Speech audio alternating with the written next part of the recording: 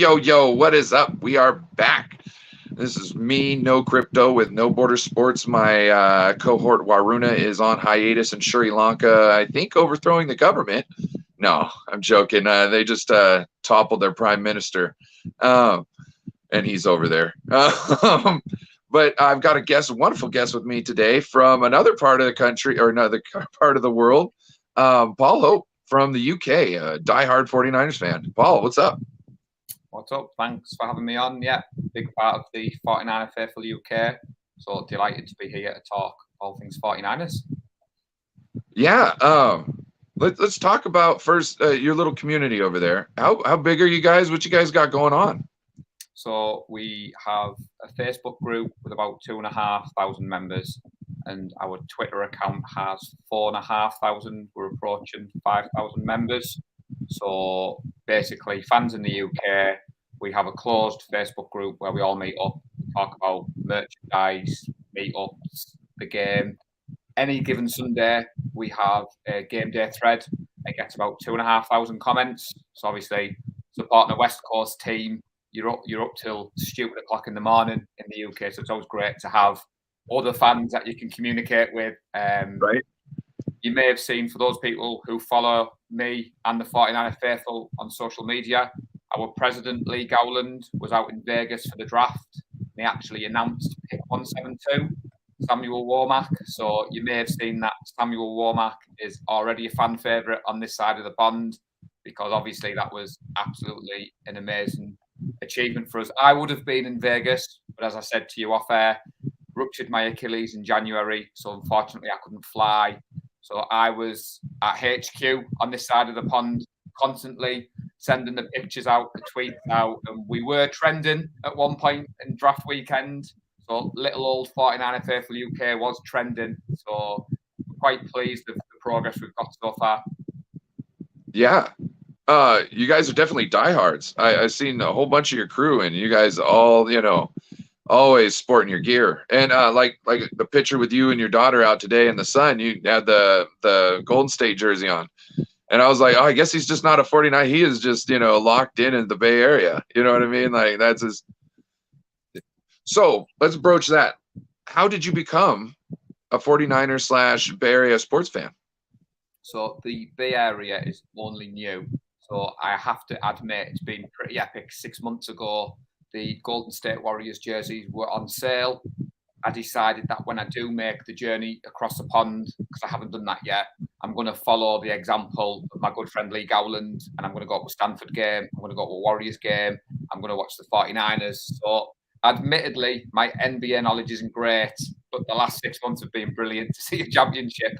My 49ers fandom started back in 2012. So at the time, I had a colleague who was a Chicago Bears fan, and we had a dress down day at work, and he came in with his 54 jersey, his cap on, and I was like, talk to me about the NFL. And half an hour later, it turned out that the Bears would play the 49ers on Monday Night Football. And he said, stay up, watch the game, come to work the next day and talk to me about it. It was Colin Kaepernick's first start in the NFL. And I was just absolutely blown away by this game. I just didn't understand it, but I wanted to watch more. And obviously, working with him, I couldn't be a Bears fan. So later on that season, I picked up my first 49ers cap. And ironically enough, getting beat by the Ravens cemented in the Super Bowl, that cemented my love for the 49ers, because the next day I went to work with my 49ers hat on, and a couple of Ravens fans in the northeast of England were heckling me, and I was giving them a bit of banter back. And I thought, if I'm defending my team on the street in the northeast of England, that means I'm a 49ers. So from that season on, I've never missed a live game, no matter what time we're on. I stay up. My daughter Ruby was born the next season, and obviously she wasn't a great sleeper. So for me, it was ideal, because 2-3 o'clock in the morning on a weekend, I was up watching the NFL. So unfortunately, she hasn't had a choice. She was a 49er from birth. And if you do follow me on social media, you will have seen she has jerseys and she has an interest in the game. Obviously, she's only 9, but if you said to her, who does that support?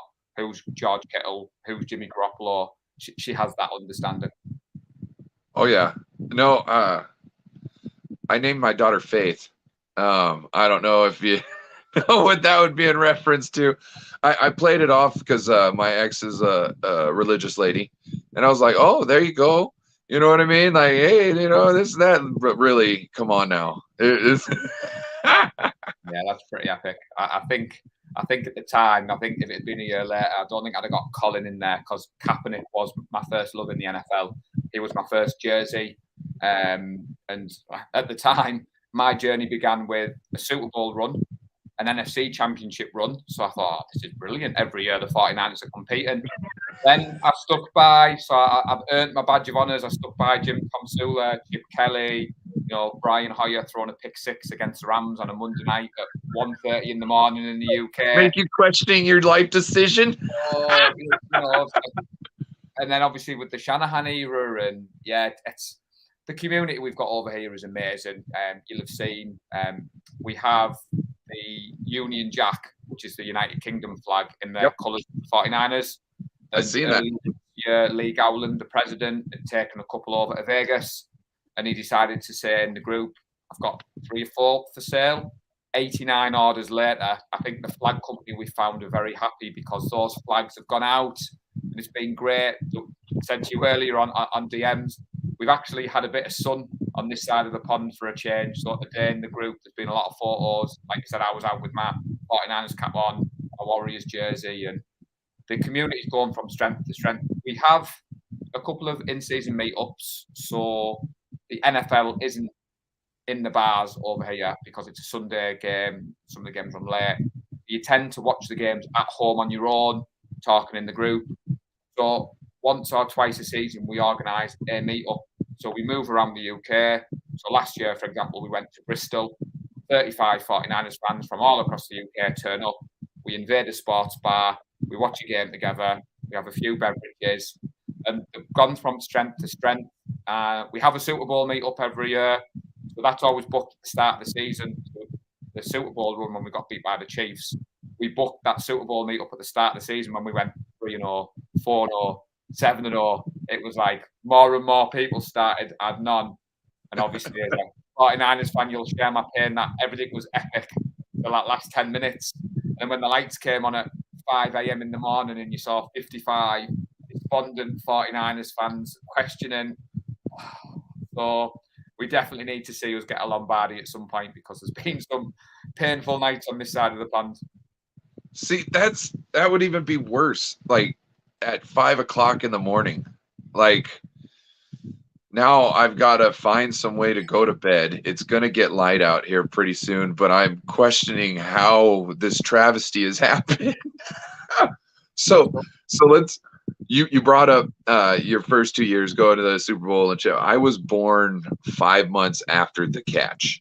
Okay, so like my childhood, I totally get where you're coming from. And then, you know, like we had all that drought until the time that you spoke of, you know what I mean? Yeah. So totally get that there. But like, I remember I was watching the game and I just remember going 10 points. That's not a good lead unless there's 30 seconds left.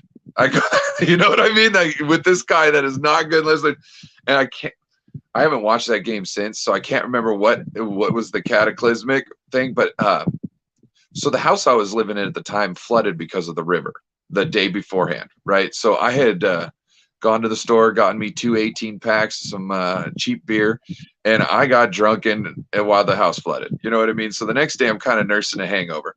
Hadn't had a beer all game long, right? Can't remember what happened, but some play happened. I was like, this is the beginning to the end. And I just cracked a beer and I just started, you know, sipping on that thing. I didn't get very emotional because it was kind of like, yep, it's going to happen. You know what I mean? Like I just saw it overcome because like you know how you get there's the momentum, you know what I mean? And the momentum is way more powerful than you can expect, and it's not even like a physical force on anything, you know what I mean? Like there's nothing physical about momentum, you know, as a force, but it is so powerful. And I just felt like it was totally in their favor, and we had nothing. We needed to like destroy somebody to get the momentum back. You know what I mean? Like somebody carted off on a stretcher to kind of, you know, take the wind out of everybody, but it didn't happen. There was nothing. It was The two slow guys referenced was 3rd and long, and Mahomes just chucks it up, and Hill comes down with it, and it was like 3rd and forever. And then there was the touchdown where it looked like Sherman was going to stop him on the goal line, and there was the, you know, was it in, was it out? And you're right. I mean, like you said, we have like an annual meetup. So we'd met up early in the afternoon in Newcastle. We had a few beers. We were all wearing our jerseys. The locals were absolutely. What kind of beer you like to drink? Me, I'm a beer man. I'm a Budweiser, beer, Moriarty, or something along those lines. And like you said, Newcastle in the northeast of England is pretty much a party city. So all the Geordies, like they called it, we were absolutely blown away that we were obviously all in NFL gear, and it was our Super Bowl. And like you said, then COVID hit, so obviously the meetups went online. So the best meetup we've had, which before we get into the season, is the Super Bowl run when we beat the Saints. So we went up to Edinburgh in Scotland, and 2 Saints fans who were over from the States on their honeymoon had reached out and said, will any of your guys be around for this game? And we were like, funnily enough, that's where our meetup is. So 5:30 in the evening here, there's these 2 Saints fans sat in a sports bar in Edinburgh, just underneath looking Edinburgh Castle, and then 35 of us rock up, jerseys, hats, and the atmosphere was electric. There was a couple of Packers fans, and that was a game with the George Kittle 4th and 2. You know, when George Kittle had like all the defenders on him. And to be honest, those Saints fans have followed us on social media and they've remained unofficial adopted 49ers fans, but that night was absolutely amazing. And since then, more and more people have come to the meetups because they've seen our social media presence grow. And like I said at the start of the show, Lee being out in Vegas, I mean, the 49ers reached out to us and we're like, we've got a couple of tickets for day 2 of the draft. Do you guys want to come over? Because obviously we're keen to build the relationship with the international market rights. Yeah. And like I said, on the 49er Faithful UK pod, there's 4 of us. There's Lee, who's the group president. There's myself, Najee Karar, and Gareth Ellis. So there was only 2 tickets. So obviously it was an easy decision because I couldn't fly. And my good friend Gareth didn't have a passport.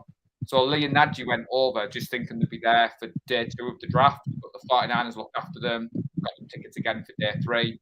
And we're like, one of you guys want to announce the pick tomorrow? You know, just the 172nd pick on the NFL draft. So that's Lee's claim. Who cares what pick it is? Who cares what pick it is? Yes. The funny story for that, though, is so in the UK, Sky Sports has the rights to the NFL, but we all subscribe to Game Pass. So we only got about an hour's notice to say that Lee was announcing the pick. So obviously we got the word out amongst the members in the group. We all sat at home with our TVs on, ready to record. Went to commercial break. So when the commercial finished, Lee had been and gone. None of us saw it live. But luckily, the 49ers had the footage and then it was afterwards. But can you imagine, you know, we were all sat waiting. Yeah. And then it came on. I was like, why are the Giants making their pick? We were supposed to be picking, and I realised they've done it in the advert. What a horrible you guys got snubbed. Your guys' moment to get out there. That's bull. So well, you know what? We'll have to campaign the 49ers to get a do-over. Maybe once we get a first-round pick again, maybe we'll get you guys up there because they're not going to go to commercial during that pick. Well, that was the thing in the run-up to the draft. So, obviously, because of the distance, Lee and Najee had flown out and they were in Vegas on night 1 of the draft. But at the time, I think they only had the choice of tickets for day 1 or day 2. Obviously, we were eagerly following the Debo. Was he going to get traded? Was he not? I do a Thursday lunchtime show in the UK with a Jets fan. So, obviously, me and him were bantering backwards and forwards. Is Debo going to get traded? So, they turned down tickets for night 1. And then when they went back to the hotel, the people who'd been at night 1 had got the brand new jersey with the new still on. So there was a little bit but to then get to announce the pick, obviously you'd do that over a jersey any day of the week. But any day. I could buy a jersey. You can't buy being able to announce a pick unless you got a lot of money. You know what I mean? No ordinary fans getting that opportunity. So yeah, the 49ers are keen to work alongside us. I took over the social media side at Christmas, and to be honest, I'm very active on social media, as you've probably seen, and our Yes. growth has been phenomenal. So I think in the last 6 months we've had 1.3 million impressions. We try and engage all fan bases, and you've probably seen it's got me an invite to the Scott Fish Fantasy Bowl this season. So on Monday. I was wondering what is about. I seen a guy with a very good looking shirt. What is that about? So apparently it's the premier fantasy football competition in the world. So Scott Fish runs his competition. It's invite only. So it's analysts, it's fans, it's celebrities. And to be honest, I registered like I do every year in hope, like my name, more than expectation. But my co-host on a Thursday afternoon is housebound with cerebral palsy. So a few of us campaigned to get him in. And basically, from that, a couple of us got an invitation. So I wasn't going to turn it down. Now, when I play fantasy football, I normally let my heart rule my head.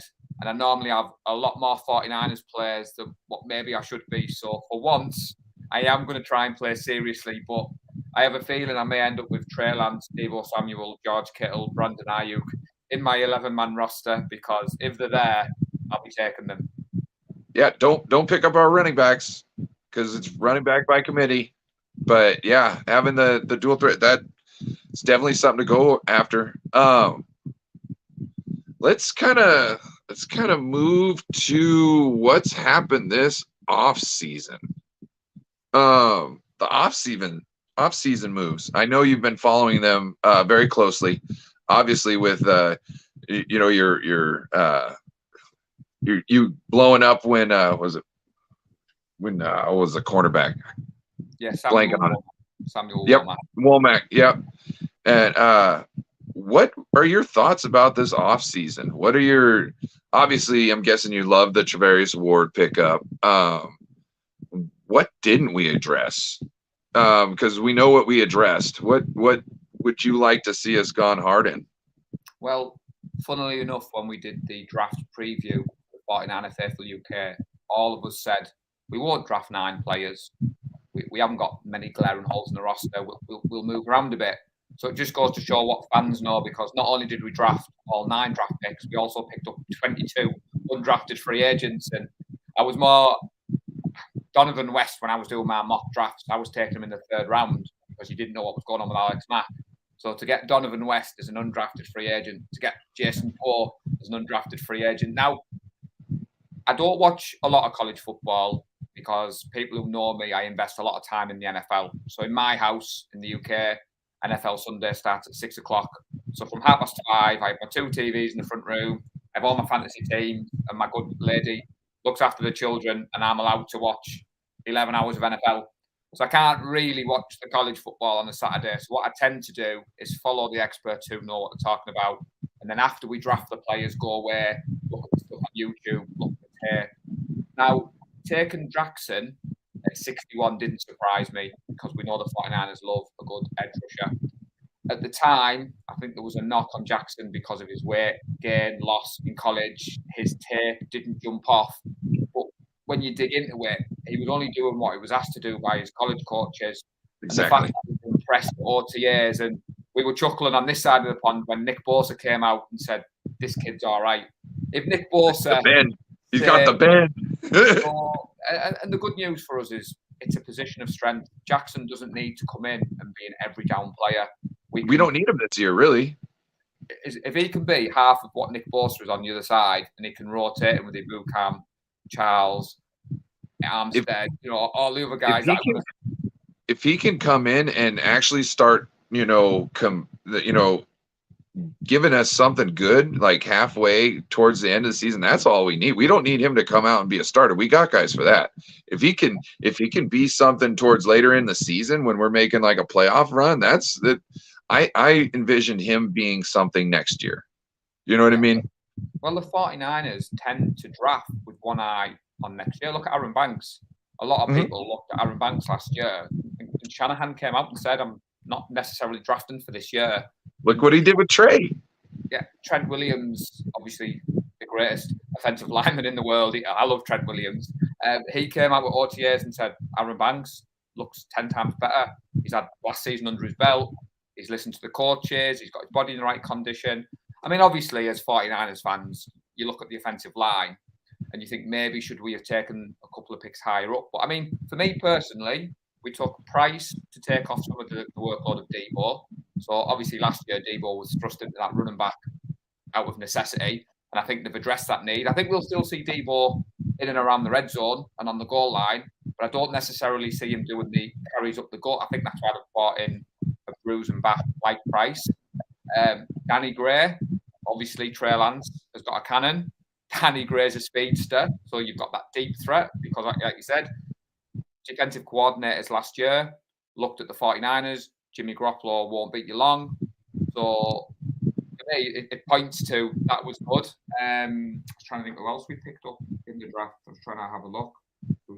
I mean, you mentioned Ward earlier. There was a couple of people on this side of the pond thought we should have gone after JC Chapman.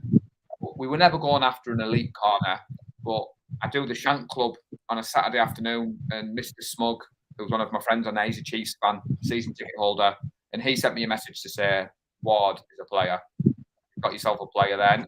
We've invested 14 to 15 million a year in a position which we've got stronger, and I fell in love with Ward at his first press conference, and then you go and watch the tape and you think he's hungry. You know, he's not that elite talent yet, but what did you think of the Ward pickup? Were you happy with that?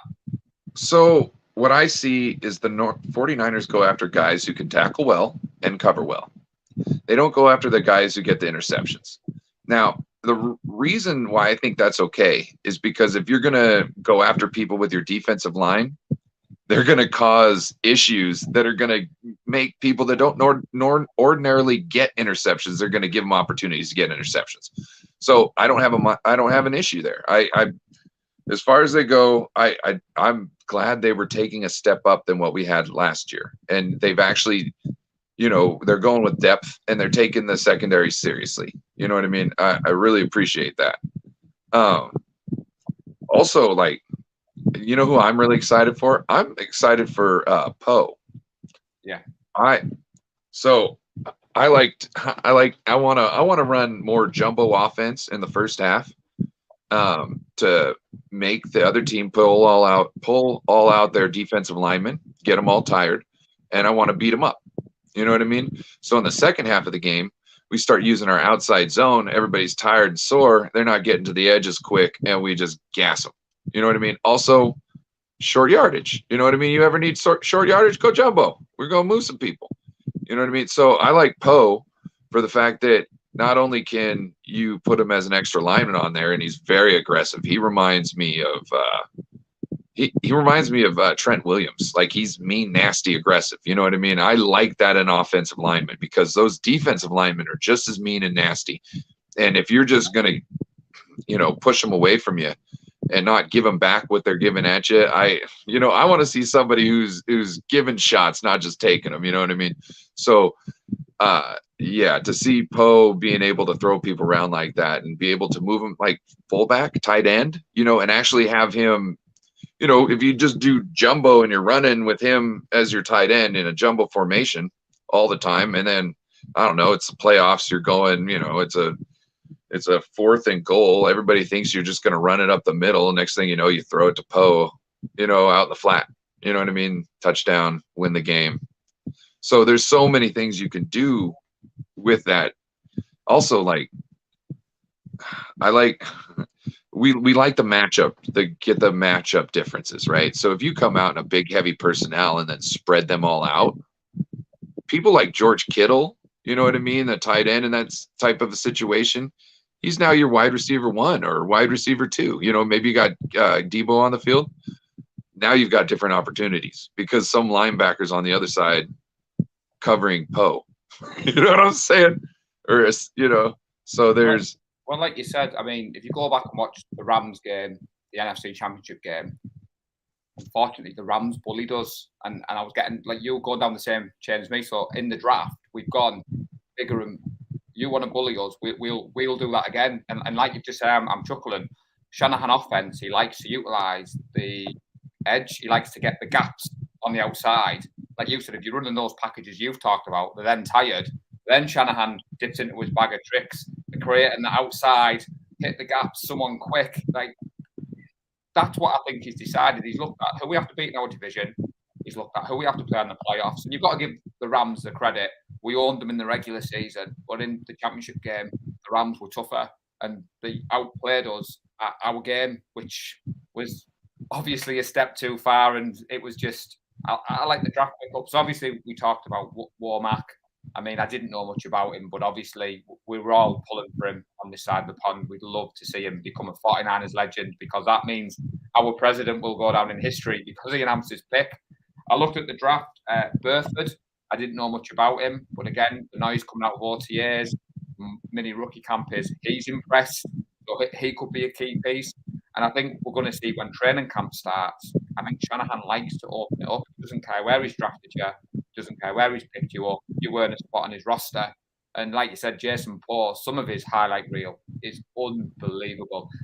This a bit like the Hurd experiment we all wanted when we saw that preseason game a couple of years ago where Jalen Hurd had that touchdown against Dallas, and we thought, this kid looks good. He could be a different option at tight end. It just didn't fit with his health, did it? And it never worked out. So maybe Jason Paul could go down that route, like you've said. So, one thing I've noticed, like, not just with Womack, but like everybody the Niners have been picking up in these drafts, all these young kids, none of them talk like they're everything. You know what I mean? Or anything like they act like they're a part of a team and they're eager to get better at their craft. You know what I mean? So it's like they're like almost not self-aware of themselves. You know what I mean? They're just trying to, go along with the team. And I think like we don't have a Deion Sanders, somebody who's acting like a Deion Sanders on the team. Everybody is all like, I'm trying to be the best in my position for the guy next to me. You know what I mean? And that's what I think. And they're also like moldable clay. You know what I mean? And so I'm going to let you get me to where you need me to be. And then I'm going to do my best to function in the way you need me to function in your system. You know what I mean? So I think there's so many, like, look at O'Neal. That guy could be, he might be a linebacker. I think he might end up being a linebacker. I think we might move, like a Greenlaw or everybody wants Aziz, but who knows? Somebody might get moved and he might get moved into linebacker because he's a beast, and then I was kind of after the dust settled in the draft, I was kind of excited after everybody. Definitely. I agree with you. I think we did well in the draft. I think we came away. And to go on your earlier comments, Kyle Shanahan, he's created that locker room environment. I mean, I chuckled because I've a couple of friends who I'm in a group chat with 12 friends who I do live fantasy draft with, and I'm the only Niner. They took great delight in winding me up over Deebo Samuel, but Deebo turned up to OTAs, smile on his face, throwing the rock around with Kyle Shanahan's son. DK Metcalf didn't turn up. I reminded my friend who was a Seahawks fan, it's nice to see Deebo there. And even when the 2020 season, when Jimmy got injured and it all kind of went like, down the pan, there was no rumours coming out. There was no one mourning. There was no one crying. And you've said there, the people have drafted are happy to be the San Francisco 49ers. They're humble. They want to get better. And that's what I liked about the Ward pick. He's come in, the big free agent, for want of a better word. And his first press conference, he's been quite humble. He's brought the team ethic. But when you've got Trent Williams, George Kittle as your leaders, and we'll probably touch upon Trey Lance, so I apologise for stealing your thunder, but Trey's impressed me at OTAs, at press conferences, that he's come out. I mean, the Deebo stuff last weekend, where the guy threw the kid in front of him. And I won't lie, the first glance... How could you put your kid into getting turned down that many times? Well, first glance, like I say, I've got a 9-year-old, I've got an 11-year-old stepdaughter who's shown an interest. And when I saw that clip, I thought, that's a bit naughty, that. And then you read the story, and then you understand the kid's got a signed photograph. He's got a photo with Deebo. It says in the rules, you can't. And then Trey Lance came out, and that's what I was building up to. Trey Lance came out and was like, "Don't question my boy's character," and I like that. He's QB1. He's the leader of the locker room. George Cole went on the Bussing with the Boys podcast with Josh Allen, and George is a Jimmy super fan. George has gone out to bat for Jimmy G, but I like the fact that he's transitioned over and he's like, whichever one's my QB, and it's that environment that I like that we've got Shanahan. Yeah, let's talk. You talked about Trey Lance. Let's go into Trey Lance slander. I personally think that this is totally, like, lately it's the 49ers leaking things to try and be able to move Jimmy better. Easier to move Jimmy when people think that Jimmy wasn't the problem. You know what I mean? And that they accidentally messed up with trading for Trey, but now they've got to somehow keep him, and they have to get rid of Jimmy because they got to save face, I guess, because they made this pick, or like, it makes no sense. That young man has got what it takes. The people like, we need to see it. Well, we kind of saw hints of an injured 21-year-old man doing things that a 29-year-old vet can't do. You know what I mean? So, yeah, what is your take on this Trey Lance slander? Yeah, I mean, for those people who follow me, I am trying to pump the brakes a little bit. You said that, he's a rookie, 21, 22-year-old. The game against the Cardinals last year, he came in last minute. Jimmy had an injury. Trey was thrown in. And I think Kyle kind of tried to play to Trey's strengths. There was a lot run heavy. And a good friend of mine, Dion, who's on the Shank Club with me, he was at the game. And he said that it was very clear that as soon as the play broke down, Trey went to what he knew best and he took off. So there was a lot of criticism on Kyle. Oh, this kid can't throw the ball. He's a bust. And then you go back to the second half against the Seahawks, and Trey came in. And I think people forget that touchdown that he threw to Debo, and there was no one near. And Debo just runs it in. And then you go to the first start against the Texans. Now, one of the 49er faithful UK guys, Neil Watson, who is Jimmy's biggest fan, he went to Levi's for the first time against the Texans. Jimmy was injured. So he was absolutely devastated because he wanted to watch Jimmy. And he said Trey struggled in the first half, but Jimmy kept going over and putting his arm around him. And then the second half, when Trey rolls out the pocket, sets his feet, long ball at Debo, like you said, that was the glimpse. That was like, whoa, we haven't seen that before. If Kyle the plays are set up different. The plays were Jimmy's plays in the beginning, and then Kyle realized, I can't win a game like this. I need to, play to his strengths. And I think Kyle started the game with Jimmy's playbook because he was trying to put Trey in a box so he could only be so good because he had confidence. Well, he could probably win like this, or give us enough good thing. I just don't want to show everything we got yet because I'm trying to off Jimmy for a second. You know what I mean? Like, I'm trying to get this done. And I really think we got ramrodded last year by not having Trey out on the field. I mean, I'm a fan of Trey. Like you said, OTAs, he's impressed. Arm fitness, arm fatigue, absolutely ridiculous. I did a show last week with a Dolphins fan, and we talked about a 49ers preview show, and he was obviously saying, watching on Trey Lance, and I was like, he's the man. He's going to be QB1. Don't listen to the noise. You've hit the nail on the head. We're trying to shift Jimmy. It does us no good at the moment. Confirming Trey as the starter. It does us no good. And this kid's brilliant. But at the moment, we've backed ourselves into a corner because obviously with Baker going now, for me, it's either the Giants, the Browns, and I think the Seahawks are just sat waiting for us to cut him. And the second we cut Jimmy back to where we go, wouldn't surprise me if he ends up in Seattle. And with them being a divisional rival, why cut him now? If we are going to cut him day one of the season. Then Seattle got no time to get him ready. It's a business at the end of the day. I think the frustration for 49ers fans on both sides of the pond is Jimmy came to the podium and said his goodbyes. The Rams game, I was willing him that last drive. That was make or break. And I think his career with the 49ers ended quite fittingly on that last drive. And I think Shanahan realised, take this team to the next step.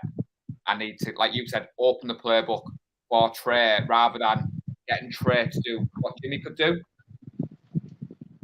The only thing I see Trey having a problem with is those really crucial moments, because he doesn't have the experience in those moments. You know what I mean? That's the only time I really see, but I don't see him having many problems, because I think with every single situation like that, he's just going to make a little mental note, and next time we won't have that problem. You know what I'm saying? Like, if he just needs a couple situations, and then he's got everything figured out, and then it's just he's one of those people who could be like clutch, like a Joe Montana clutch, because he thinks. I don't know how you can make corrections as quick as everybody says he does, and I have seen. You know what I mean? Because you're talking about things that you've done forever a certain way, and it's gotten to you one point, and then they say, "Oh, you need to change this," and he just goes, "Yep, next play does it." You know what I mean? So without pause, you know what I mean? That's the thing, without pause. Well, at training camp last year, so obviously I live in the UK. I follow all the content creators. So Jason Aponte, Brad Graham, and Jordan Elliott are three of the ones that get invited to training camp. So anything that they release, and this time last year, they were like, Trey was amazing. What day one, day two training camp, he was doing stuff Jimmy couldn't do. And there was some footage released of Trey deep ball, and Jimmy stayed back that day and he couldn't hit it. And then they said what happened was day 3 or day 4, Kyle started doing what you said, trying to make Trey play to Jimmy's playbook. And it was as if, like you said, Kyle thought, I need to keep this under wraps, because it's a copycat league. The more you put on tape, I was saying to a good friend, Deebo Samuel, every defensive coordinator in the league will be looking at what Deebo Samuel done last year. When we did our end of season review show and I went back on Game Pass, I watched every game, my notepad was Deebo. And I mean, that play against the Bears where Jimmy throws it behind the line of scrimmage and Deebo takes it 80 yards, nearly gets a touchdown. You think, that's what they're going to do. So I'm excited to see the change in the offense this year, because Trey Lance brings a different dynamic. I think the outsiders are listening to the likes of the former scouts. They want to see it fail because of the 49ers. I think they think Trey Lance is going to be another Kaepernick or another Lamar Jackson. And I've said he's not a mobile quarterback. He's not run first. What they want Trey Lance to be is, if the play breaks down, he can extend it with his legs, a bit like Josh Allen, a bit like Mahomes. And they're the comparisons people are looking at. Now, I'm not going to say... He's consistently looking to pass when he scrambles. Like, you can see from the moment that he breaks out of the pocket, he can get a first down, but he's looking downfield because he's trying to get 4 first downs. You know what I'm saying? He's trying to get in field goal range at least off the next play. You know what I mean? And that's what I like. You know what I mean? You said there about them correcting. So there was one of the games last year when Trey played, I think it was the Cardinal game, and he broke out the pocket and he fizzed that ball. I think it was Benjamin. It was overthrown, and everyone else was just throw it away. I think it was an interception. And then you look at the game against the Texans, we just said he breaks out the pocket. If he was a run-first quarterback, he heads for the sideline, sets his feet across his body. I was off the couch in the UK, and we were like, is this what it's like to have a quarterback that can throw longer than 20 yards? Cross body. Yeah. Deebo was like, thank you very much. Boom, straight to the house. And, I was a Jimmy fan. I have 2 Jimmy jerseys. And when he came in from the Patriots, I mean, we all remember those last 5 games of the season, what got him the contract. Unfortunately, he had the ACL against the Chiefs. And then the Super Bowl run, I mean, that Saints game that we talked about, which Jimmy was awesome in that game. There was a long ball to Sanders. But then in the Super Bowl against the Chiefs, when he overthrew Sanders, and I just don't think he's recovered from that personally. Yeah. No, I definitely think he had a mental block after that. Like baseball players, they have a problem hitting. They have something going on, and then it like keeps on dwelling on. I think he was scared to throw a ball after 20 yards after that because of what everyone would think of him, and all those missed passes to Juszczyk. Like Juszczyk is always had Jimmy's back, and I don't know how you could, after how many times you were open and could have had You know, like an 80-yard play, like that Debo play you're talking about, where it's wide open, he got the touchdown, Lance threw it to him. Kyle Juszczyk has one of those plays from Jimmy every like 3 games. You know what I mean? But he's overthrown or underthrown or something. When Juice was on the sideline in the Cowboys game, and he was like, and I think it was the game against the Titans, that was a Thursday night game, and Juice is wide open, and a lot of people were like, oh, Jimmy's a winner, we need a Jimmy. If we don't beat the Texans, we don't get in the playoffs. But it was a difficult one because, like I said, I was a Jimmy fan. I have personal collection items. I've got a couple of bobbleheads. I have the jerseys. I wish him well. I do hope he gets picked up. You know, he gave me hope again after the Blaine Gabbert and the Brian Hoyer. And like I said, I went all in. We touched upon it off air. The merchandise for the UK fans is cheap. And me and Ruby's mum were not together. And when we separated, I treated myself to a $200 paper stitch Jimmy G jersey, which cost a fortune to get it across. And when we went to the meetup in Edinburgh in 2019, it was spot the number 10s. It was like the Packers with Rodgers. So there was a lot of Jimmy jerseys. But as you'll have seen, the 49er Faithful UK lot in the last 18 months, we've transitioned to 85. So I am looking to get a 5 jersey, but I think I'm going to wait till close at the start of the season because they are quite expensive, to be fair. Yeah, maybe like I said, maybe we can find like an adopt a UK fan program, and then somebody can adopt a UK fan and send them something, and then all you guys have to pay then is the duties. What is the duties like on a jersey? Well, whenever the Vapor jerseys are like $160, and then I think it's $25 for postage. I think it's $15 for import charges, and then you have to pay another $20 on top when it gets here, and it just adds extra cost. I mean, Fanatics have got a little bit better, but for people who follow me on social media, I bought 2 Vapor limited jerseys last season, and the number all bobbled. I complained, I got my money back, but I've stayed away from the Vapor spin. This one's the Legends bit.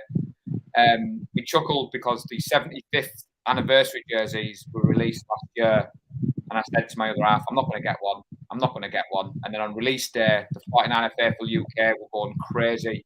I think you had a choice of Fred Warner, Nick Bosa, Jimmy G, or Kittle. And by the time I got the go-ahead off the boss to spend $200 on a jersey, it was only Bosa and Kittle left.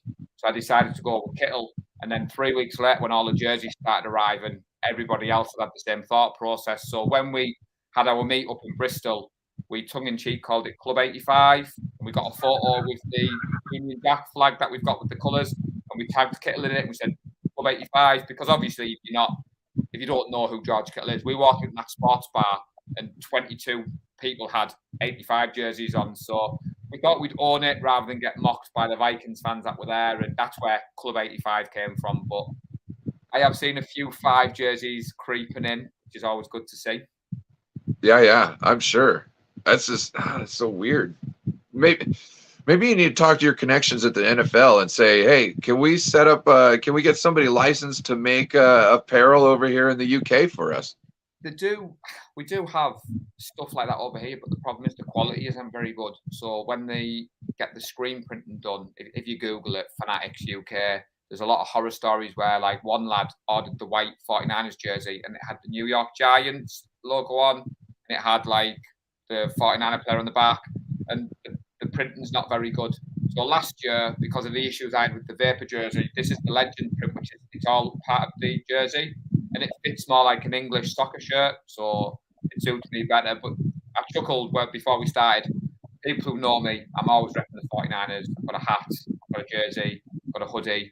It's kind of my look. And in the UK, when you see other NFL fans, you always end up having a chat. I was chatting today in the park to a Washington fan, and we were talking about Christmas Eve and we were playing the game, swap numbers. I'm in this group, he's in that group. And the game is getting massive over here in the UK, which is great to see. For me, I'm a 49ers fan. I don't watch English football. I don't have any other team. I dipped my toe in the NBA with the Warriors, but that's more, like I said, so when I do get out. But I am primarily a 49ers fan. I'm watching 49ers football. I'm reading 49ers football. I'm doing podcasts. I'm listening to podcasts. I don't do any other sport. Have you ever thought about writing too? Not at the moment.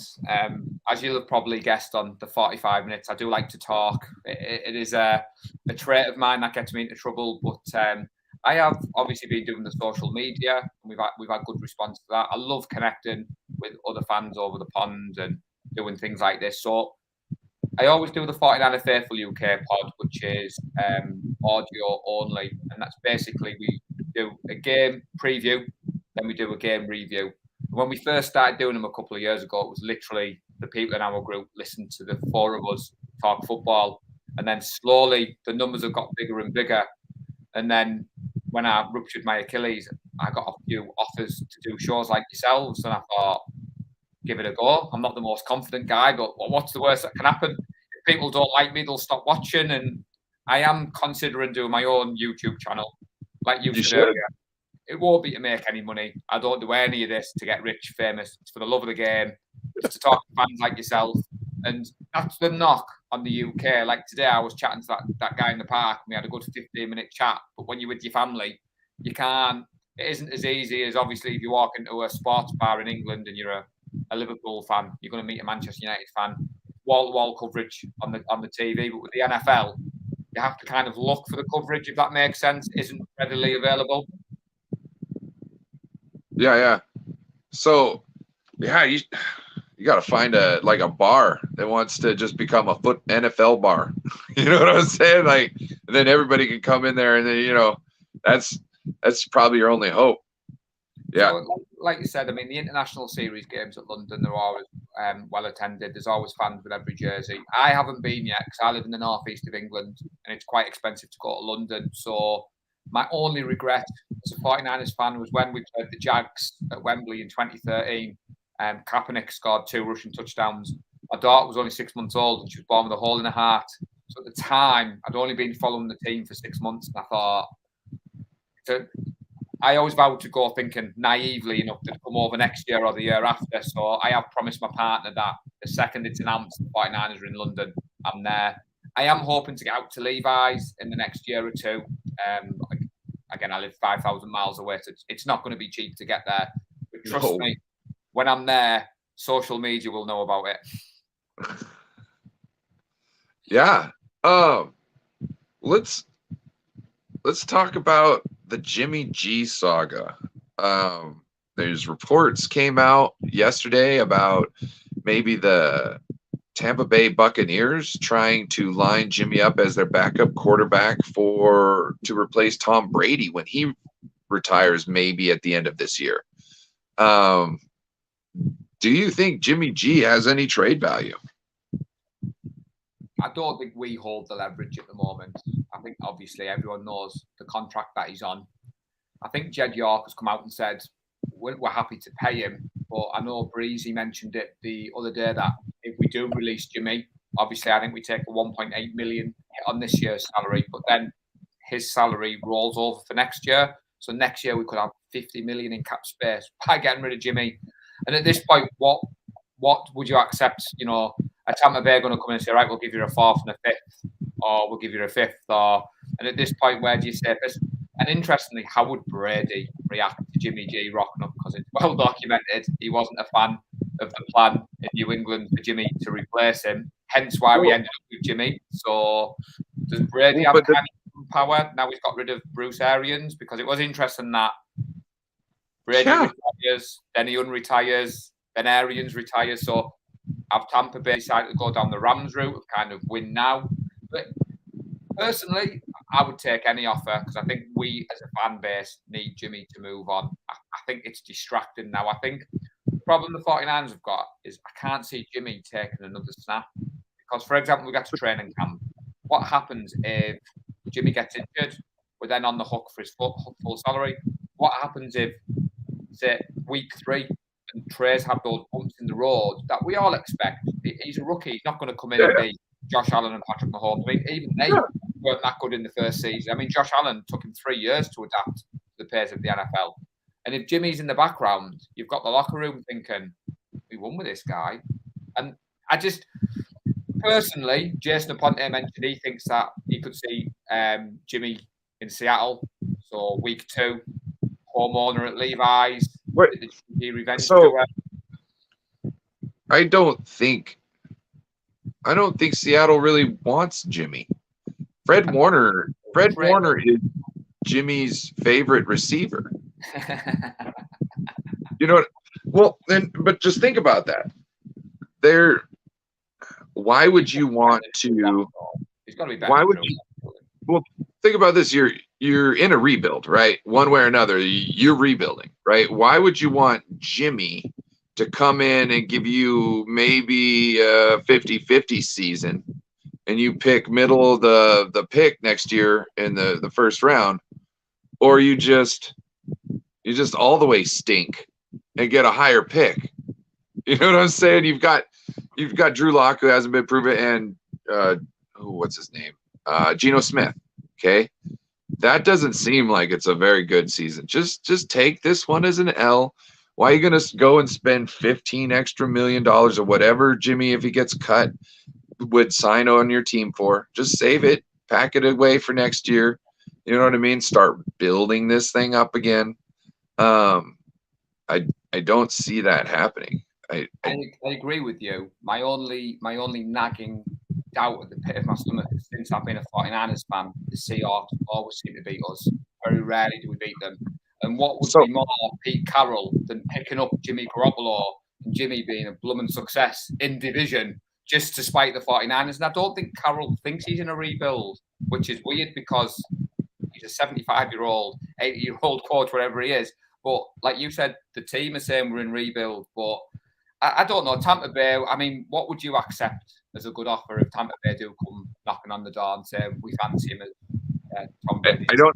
I don't see a deal getting done because you're talking about Jimmy has that bear of a contract. Okay, so he would have to, like, he's not going to take a pay cut. Why would he take a pay cut? He knows what he's made this year. No, because he's going to want to take a pay cut. Okay, one way or another. Because if he wants any chance of playing or getting to a destination that he wants, he's going to have to either take a pay cut in San Francisco and then get traded, or get traded and then take a pay cut. One or the other pay cuts. Okay. You know, none of the situations right now says he's going to be able to keep any of that. The problem is there's no guarantees. So the team that wants to trade for Jimmy can say, yeah, I'll restructure when I get to your team. And they could go, okay, so we'll give you, let's say, a fourth for Jimmy, right? Then he gets over there and he doesn't. There's no, it's all just, yeah, I'll do it, but it's nothing in writing till it happens. So that's why I think it'll just be nobody. They'll have no buyers. Come week one, he'll get cut, and then teams that want him will get into a bidding war for him. And I'll see he'll probably get about $15 million a year contract, something like that, from somebody, and he'll be able to pick the team he wants. I think that was his plan with his agent when he delayed the surgery. I mean, saying that, to give Jimmy some credit, and I don't know how it works in the States. I can only go from the UK. When I ruptured my Achilles, I expected to have it surgically repaired. Got to the accident and emergency department, and they said, we'll treat it conservatively.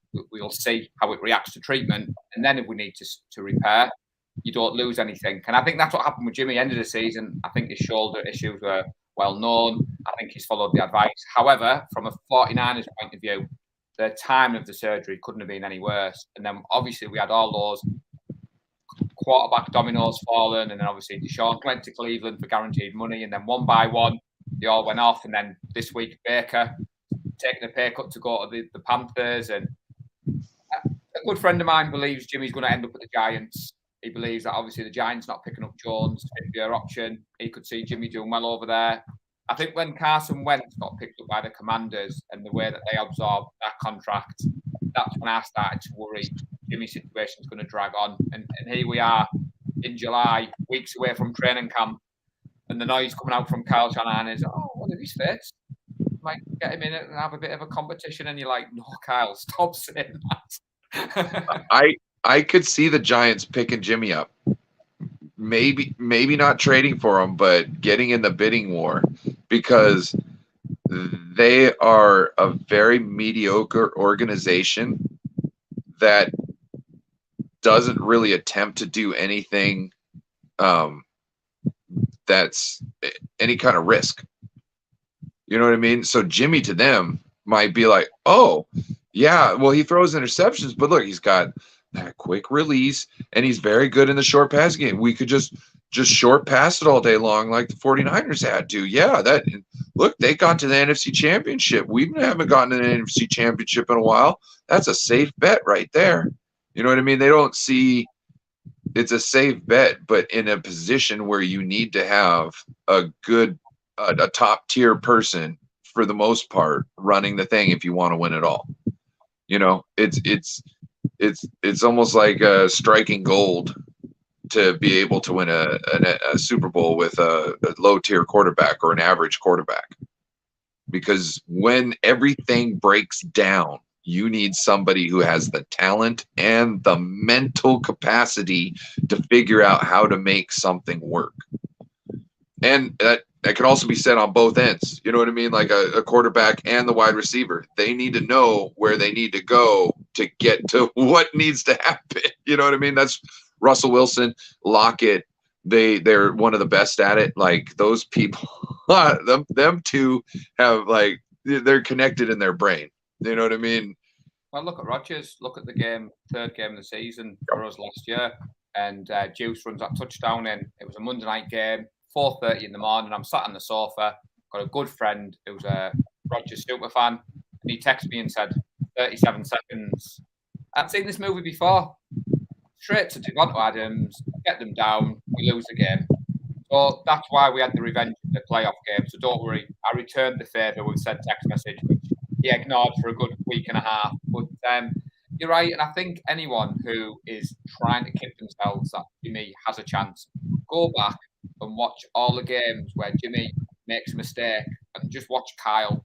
When Jimmy misses a wide open receiver and Kyle's like on the sideline, and because Kyle Shanahan has done everything he can to open up for Jimmy. And like we were saying before, we chuckle about it now, some of those wide open, Kyle's scheme gets players open. And what he wants is a capable quarterback to put the ball in the hands.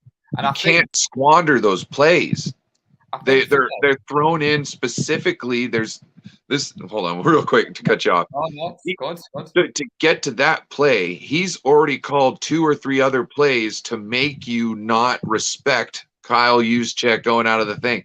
You have to hit those plays. There's a reason why they're that open. Those are the gimme shots. That's how you continue drives. That's how you do all this. You spoiled, 3 other plays by missing that one throw. The game for me, which if you go back and watch, is we played the Bills a couple of seasons ago. And it was either a Thursday night or a Monday night game. And Josh Allen was absolutely fantastic. He was absolutely brilliant, and he was extending plays in the pocket. He was making those throws. And I think that's when Kyle Shanahan thought, I fancy a quarterback like that. Now, a few people are comparing Trey to RG3. I don't believe Trey, like I said earlier, is a run-first quarterback.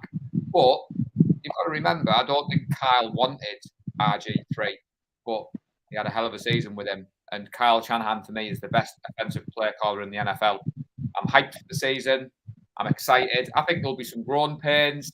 I think we all need to accept that. But we weren't a million miles away last year. And I don't believe that Trey Lance is going to be a downgrade on Jimmy Garoppolo. So I was talking the other night about this. I can't remember where it was. But, Kyle's very, do my play. This is the reason why. I think Kyle needs to change his strategy up a little bit because Trey Lance is extremely smart and he can make audibles. You just need to create your scheme around letting him know when he needs to call the audible. You know what I mean? Like, I think, like let's say that use check wheel route, right?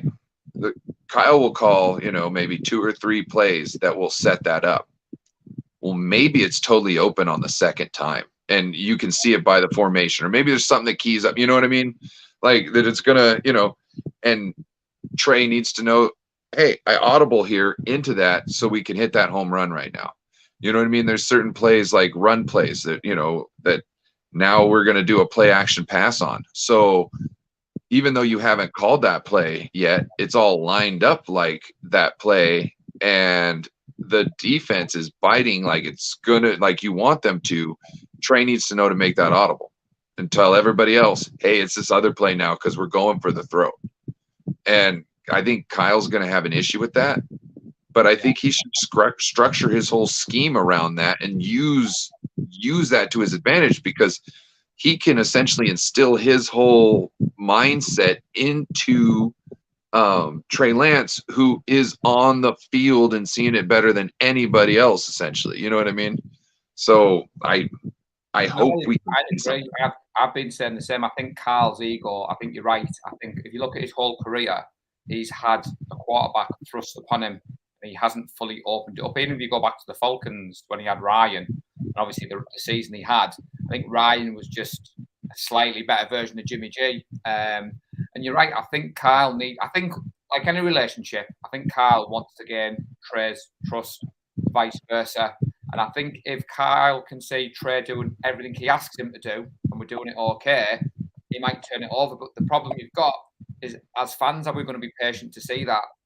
There's going to be growing pains, but that's why I was glad in a way that Trey Lance sat last year. But the problem you've got is people won't stop reminding you that you traded up for this kid, you gave up all those first round draft picks. There's been the never ending Trey. But you're right.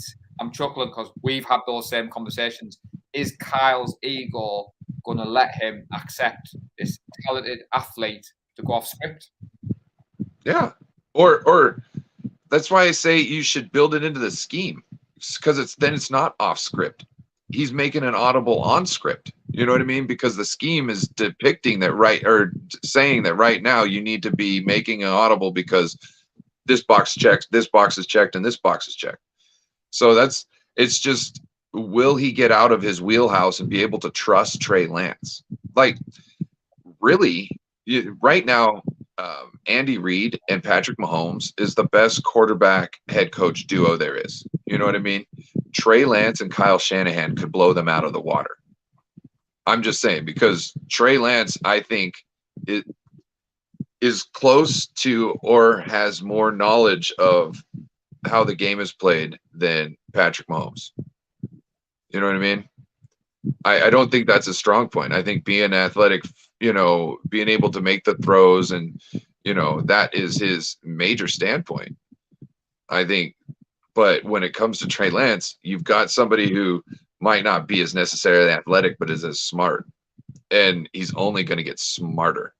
You know what I mean? So that is, like cornerbacks. You know what I mean? Cornerbacks, when they get older, they start slowing down. But when the smart ones still are effective because they know how to work things. Imagine starting out in your youth, in your prime, with that head on your shoulders. I'm just saying, it could be a scary thing. Like I said, I live in the Pacific Northwest. I live here a little bit north of Seattle. So when we got Trey Lance, that's who a lot of people didn't want us to get, because they know exactly what that is, because they had a version of that in Russell Wilson. You know what I mean? And Trey's taller, and he's got, a little bit more of a gift as far as being, bigger. He's like stout, not just tall, but he's stout. You know what I mean? So he can take a little bit of a punish. Russell Wilson was short and he had wheels. You know what I mean? It was hard to see him between the pocket, a little bit. He got it done. Don't get me wrong. Obviously, he got it done. But they know that out of the box, that Trey's got more of the it's than Russell would out of the box. You know what I mean? Russell obviously showed himself, you know what I mean? But Trey's still yet to come out of the box all the way yet, and they're not happy. That's why I don't think they want Jimmy G. I think Seahawks fans were always happy to see Jimmy G across from their defense, bro. And I think it's almost as unpopular decision as, sending Russell Wilson away and just cutting Bobby Wagner like a piece of meat, just dropping him on the floor. There you go. There you go, dogs. Pick it up. That was so. I mean, before you move on, I have a friend who's a Rams fan, and he's super smart. He watches loads of NFL, he watches loads of college football, and he was a big advocate for Trey Lance. And the night we drafted him, he texted me and was like, "Oh my God, that kid in Kyle Shanahan's offense is going to be amazing." And I hold on to that text because that was the draft night. So that was before the Rams won the Super Bowl. It was a good friend of mine, so he knows more than me because he watched college football. He's also great at fantasy football. So he's assisted me with the Scott Fishbowl stuff. And he's like, if you can get Trey Lance in a later round, do not hesitate to take him. And go back to what we said before. I do think Kyle Shanahan looked at Josh Allen. I think that's who he sees Trey Lance could become. And like you said, I just hope that he does everything he can to give this kid everything he can do this year. Oh, comment there. What's up? Carcass, thanks for tuning in. Yeah. The amazing Carcast. Yeah, he's great on social media. He does a lot of interaction, and it's nice for when you see the comments come up. But the Russell Wilson thing, it's quite funny. I've got a few Broncos fans who I wouldn't say have come after me. It's a bit of light-hearted banter, but disappeared for a couple of years, and now all of a sudden they've got their quarterback come back a little bit chirpy, which I can understand. Can't fault them. I'm not going to sit here and knock Russell Wilson. I mean, those Seattle teams are dreadful. You know what you should tell them? You should tell them the fact that you've been silent this whole time and now you want to say something and just says everything. It's all good, man. But I can see, like, they're excited. The Broncos are excited. They should be. You know, I've got Najee, who does the 49er Faithful UK show with us. He's an Oregon fan. He absolutely loves Justin Herbert. I think he actually loves Justin Herbert more than the 49ers at sometimes when we're talking. And a lot of people who get into the NFL select their team on this side of the pond, because of the quarterback. So a lot of Packers fans are Packers fans because of Rodgers. There's a lot of people who were Tom Brady fans. But wherever Tom Brady plays, they're not Buccaneers or they're not Patriots fans. So I do see that on this side of the pond. And obviously the Rams with Matthew Stafford. I mean, we saw how that ended last year. So obviously we've got the reigning Super Bowl champions in our division, but I'm not worried about them. Yeah, we'll see what happens. Rams, if all their key people can stay healthy, they're dangerous. You know what I mean? But if there's any sort of a falter in some of their top guys and they're not healthy, that could be a real bad situation for them. Like we have, let's move on to this one real quick. What will happen if our weaknesses are exposed? Because we don't know what's going on with our offensive line at all yet. We have no real idea. We know Trent Williams is there. You know what I mean? Like Brendel is supposedly starting. You know what I mean? We'll see. You know what I mean? We'll see. Banks supposedly is left guard. So okay, we got half a line figured out. Maybe tentatively, we've got half a line penciled in. What's going on? McGlinchey's gone for right now. Probably won't start the season, I'm guessing. That's what everything's pointing to. And then we've got question marks. Like, was Brunskill still going to be in there? Like, Brunskill does all right against. Well, he does well against. Well, I would say well. He neutralizes Aaron Donald for the most part. He doesn't do well, but he does. But he gets bull rushed by people, and I think he's starting to become a hazard almost, because if you only keep him in there because he does great against Aaron Donald, well, all those other games you've got a potential for him to get pushed back into Trey Lance's lap and get injured or hurt or something like that. And I'd rather have somebody who is better against everybody else throughout the season and then gives up a couple plays against Aaron Donald twice a year. You know what I'm saying? Yeah. See, at the moment, there's no team as wide a range as the 49ers. We're sat here now, you could see it going 13-4, 12-5. Trey Lance line it up, the offensive line gelling. I mean, Brendel has been taking the start and snaps in OTAs. He's been in and around the team. One thing I'm clutching on to, trying to be optimistic in July, is Brendel worked with Trey Lance last year on like kind of the practice squad. They built a bit of rapport together. And that's really big because the snap is a really important exchange in the whole part of football. You were talking about momentum. I don't think you need everybody to be elite on the offensive line. Obviously, we've got Trent Williams. What you need is everybody to be on the same page and it work at the same time. And obviously, one of the strengths of Jimmy Garoppolo, especially against the Rams, was his quick release, which meant Aaron Donald couldn't get to him. Now, Trey Lance does hold onto the ball a little bit longer because, like you said, he wants to see the play develop. Now, that has its pros and its cons because obviously the longer he holds on the ball, if the offensive line isn't set. But like you said, last year we didn't know whether, they were rolling Trey in for a couple of packages, but it was a bit confusing. Where what I'm holding on to is they've made the decision. It's Trey Lance's team. He's taken all the reps. He's building that chemistry. I mean, we could easily sit here and come on win only 6 games. Trey Lance looks awful. The offensive line looks awful. So at the moment, I'm trying to be in July optimistic. I think everything works well. But again, injuries, a horrible word that you hate to use, but it's the NFL. We've sat here 2018, game 3, Jimmy goes down against the Chiefs. That was that season written off. 2020, the COVID year, second game against the Jets.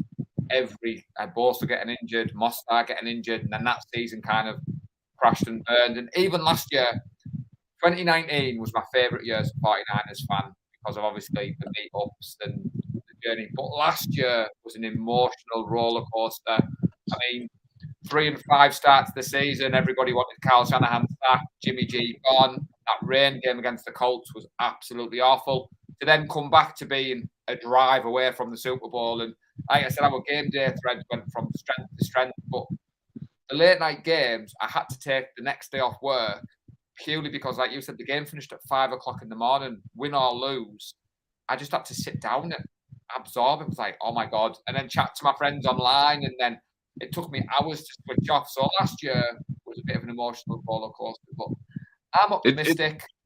It reminded me of, like, you know how the Seahawks 49ers games are, the back and forth, but it was like a whole season. You know what I'm saying? I just, yay, and then. Honestly, I mean, I've been with my partner now since 2018. She's tried to get into the NFL. She watches a little bit, and we chuckle against. Bless her heart. Yeah, she comes to the meetups. She wears a jersey. She loves the social side. So against Dallas in the playoffs, she turned to me and she was like, "Deebo Samuel seems okay. You don't have his jersey, do you?" Now I have a lot of jerseys, which we could get to in a whole show on. I was like, "I don't yet." Then the Packers game. She's in the kitchen making me halftime refreshments, drinks, and I'm leaping around the front room. She comes in. She's like, "Have they scored?" I was like, "No, we're getting beat 7-0, but they've missed a field goal. That's really good." And she's like, "You're mental. Like, why is that good?" And then the next morning, she's like, "Did you win?" I was like, "Yeah, we blocked a punt and Hufanga ran it in for a touchdown." And she's like, "What? So Jimmy G didn't throw a touchdown?" I was like, "Doesn't matter. We won the game. That's all that counts." It doesn't matter. But she dips her head in the door, then she dips her head out. And that's where the community aspect on this side of the pond comes in. Because like I said, we are, talking to each other online and my phone's off the hook. And my family are fully on board. September comes, I put 2 TVs in the front room. So I always have the 49ers on the main screen. I always have Red Zone because of my fantasy teams. If the 49ers are not playing, I'll go with whatever the game of the day is. And like I said, NFL Sunday is a bit of a religion in my house. So I get to sit on the sofa and watch uninterrupted. And like I said, as soon as the schedule comes out, last year, I'll make you chuckle. February 14th, Valentine's Day, day after the Super Bowl. So my annual leave runs from April to April. So April the 1st, I'm on the phone to the boss. Can I book February the 14th off? No, aren't you so romantic? But after the Super Bowl, but if she wants to come, she's more than welcome. So I'm circling on the calendar, annual leave. The first thing Tracy says to me is, "The Super Bowl's on that Sunday, isn't it? We'll make the schedule." Yeah. Well, it's like it's funny because over here things stop. I'm sure you have like soccer or football over there. That things just stop when, you know what I mean? But yeah, like everybody's just not only do they not want to be out in crowds for the other people, but it's just like everybody's like the Super Bowl, everybody's watching for the commercials. It doesn't matter. It's the social aspect. It's a gathering. You know what I mean? So it's Well, like that. That's why we have a meetup. So basically, are you going to tailgate when you come? Yes, I'll definitely. I want make sure to link up. Yeah, definitely. I'm sure a lot of people would love to host you as a tailgate. Well, like you were saying there, so basically when I got into the game, I was on a Facebook group that was other teams.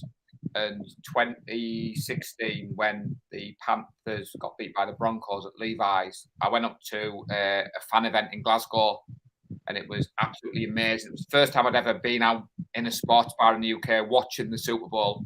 And then I proposed the idea to 49er Faithful UK. So a few of us met up in the Northeast. So the Patriots-Rams Super Bowl, which is one of the worst games I've ever watched. There was like 5 of us, 49ers fans, and we were at a local contact. So Gateshead Senators is like a contact team here in England. The American football playing side is still quite small. And we thought we could host our own, like you said, the social aspect, because the Super Bowl always starts at 11 o'clock at night. It doesn't finish till 5 in the morning. So we met up with a casino, got a sports license. So every year we go to Newcastle, we go to the casino, we have a private room. And like I said, my friend who's a Rams fan, he came with us this year. So you can imagine he's in a room with 35 49ers fans cheering the Bengals.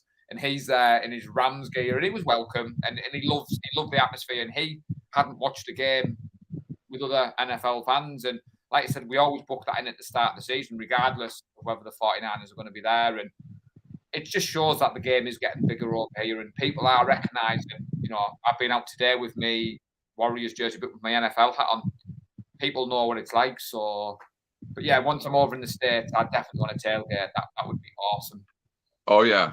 Yeah, the barbecue. Oh, have you had any good American barbecue, like smoked meats or anything like that? No, but the good news is there's a guy in the UK in where I live. He imports hers jalapeno cheese curls crisps from America. They're quite expensive, but that's our unofficial snack on NFL Sunday. So in my group chat with my 12 friends, we all have those crisps, a couple of beers, and like I said, we have a live draft meetup. So it's always about the first weekend in September, and we go and we do our live draft. Now it's a redraft league. There's 12 of us. Normal rules do not apply. Whatever strategy that I've read up on, watched, few beers. Basically, as soon as someone takes a QB, there's a run on QBs. And last year, I picked Debo up. I think it was in the 5th round or something. It was really late, and everyone was like, "Oh, Homer, you've taken Debo Samuel." He took I got Debo too. Finals single-handedly. I was like, oh. I got Debo, and I picked up Russell Wilson, and then he got hurt. Well, I had Tyreek Hill. I had Tyreek Hill too, and he was like, he was absent from games. I was like, oh, what is going on here? Yeah, Hill was my first pick because I think I drafted 11th overall, and the year before he'd been awesome. One of my quirks with fantasy football is I don't draft Seahawks players. So all 49ers fans owe me a favour because I did a best ball draft a couple of months ago. And unfortunately, the only QB to take was Russell Wilson. And then the next day, he got traded to the Broncos. So I've still maintained I've never drafted a Seahawks player in my fantasy team. So that's hilarious. So what do you think? Now, offensive line, obviously, we talked about that. What about safety depth? Like, I think we're pretty good with cornerback. Obviously, we don't know who our slot cornerback is. We're hoping it's Womack, because it seems like that's also the news. You know what I mean? That we've been hearing out of camp. I mean, you watch Grant Cohn? Bits of Grant Cohen. To be honest, the Kinlaw stuff put me off. Now, like I said, Jason Aponte is one of my favourite content creators. Wayne Breezy, Brad Graham, John Chapman. Now, I know they're all close to Grant Cohen, so I'm not going to totally go off on the deep end. But after the Kinlaw stuff, I did kind of step away from Grant, if I'm being honest. No, you're good. You can have your opinions. If you didn't like it, then you shouldn't watch something you don't like. You know what I'm saying? That's perfectly. you have perfect control over who you can watch. I just No, thought I it was just a little bit naughty when he got him on, and I don't think Kinlaw covered himself in a blaze of glory, but I think Cohen knew what he was doing really, and as a 49ers fan, I'll always back the player. And I think the difference with the content creators like ourselves, we're 49ers fans, we love the team. Yes, got my rose tinted glasses on. You're going to say to me now, what do we think at safety? And I'm going to be like, well, Samuel Womack's going to be the next Deion Sanders, of course he is. We're going to be brilliant. We've got no issues. We've got no worries. yeah. I mean, the other kid that we drafted, Castro Fields, he's looked all right. And I mean, the only thing that I don't want us to see is this time last year we went all in on Verrett. I didn't have a problem with that, but then when Verrett got injured, unfortunately, we had to pull Josh Norman off the sofa. And Norman, I had a problem with that. I was like, whoa, we need more depth. You know what I mean? Because not like Josh Norman, don't like him as a person, didn't like him as a player. And then what you saw, people always say, but he gets fumbles, and I'm like, yeah, but we never recover him. Well, I was just about to say, if you watch the tape, yeah, he was punching the ball out, he was getting fumbles, but he was going off script and he was going off like what was good for him. And I didn't like that because the 49ers, it's next man do your job. It's all about the team. You know, yeah. Absolute superstars, Nick Bosa, Fred Warner, George Kittle. I mean, George Kittle loves to block as much as he loves to score a touchdown. Then you had a 36-year-old coming in, going off script. But because of that struggle at depth. So to answer your question, I think the way we drafted, the undrafted free agents we picked up, I think we are looking at addressing all areas of the team. And I think Kyle Shanahan and D'Amico Ryans are just saying best man wins at camp. And you know yourself, not everyone we've picked up is going to stay on the team. It's impossible. But I think we may have people who we like, we stash away on the practice squad, or don't get picked up by other teams and then can come back. So we won't have to ring the likes of Josh Norman and get him off the sofa. The only way we don't get poached really well is if a whole bunch of other teams got a whole bunch of good guys that they feel that they're trying to stash on their practice squad, because our team is extremely deep. And I'm sure we've got a couple gems. Seriously, I'm telling you, I think this probably will go back in 49ers history is maybe the catalyst to the apparent dynasty, essentially, because not just because you've got all these big hitters out there, the George Kittles, everybody else on this team, but you're talking about might be your whole new offensive line and your whole secondary. You know what I'm saying? In this draft in the next, you know what I mean? The next 2 years, 3 years, all the guys that were in here might be starting in those positions. And that's just crazy. I'm confident. I mean, you look at our defense on a whole. You look at the defensive line. There's about 15 at the moment. We're not going to carry all of them, and we're going to probably on shows like yourselves in the run up to the season. We're going to have to start looking at roster cut down. At the moment, you said last year we struggled with depth. This year, at the moment, we're looking at the 90 men we've got in the building, and you think, and some good players not going to be selected. And like you said, it's a great problem to have. Full trust in the coaching staff. I can't wait for training camp to start, because at the moment we're in this really strange period, aren't we? Where like me and you were talking now, but you just want the pads on. You want to see who's going to emerge, basically. I'm telling you, as somebody used to play it, like you just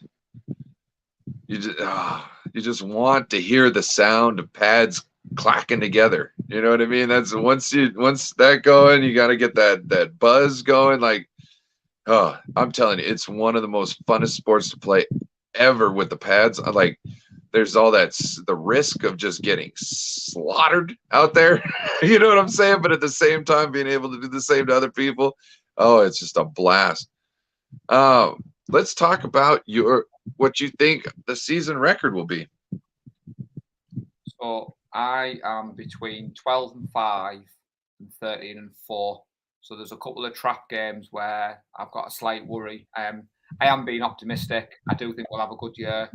as I pointed out last year, we were a drive away from the Super Bowl, and I don't see how we've got any worse. But I believe we made the playoffs. Like I said, I did a show the other day, and when I went through each game, it worked out at 12-5. I can see us 12-5 or 13-4. So I think our schedule, yet it's tough, but I think it's scheduled perfect for Trey to do well. He's got 2 easy games to start it off with, and then he's got a test. You know what I'm saying? And for us on this side of the pond, the only nightmare with the schedule is we only get 2 6:00 games. We have a lot of late night games, but to cut in, the period that I'm worried about is when we play the Chiefs, the Rams, then we have the bye week.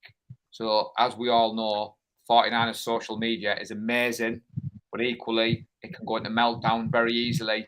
So if we lose those 2 games, going into bye week, I can see everyone having a bit of a panic. Then coming out of bye week, I think we're going to have a good run. And then the other games I'm slightly worried about is the Dolphins and Tampa Bay. The only reason I'm worried about Dolphins is McDaniel. He's worked with Kyle Shanahan for a long time. They've obviously invested heavily for Tua, as in, Tyreek Hill, a few of the other weapons. Brady is going to want to beat us.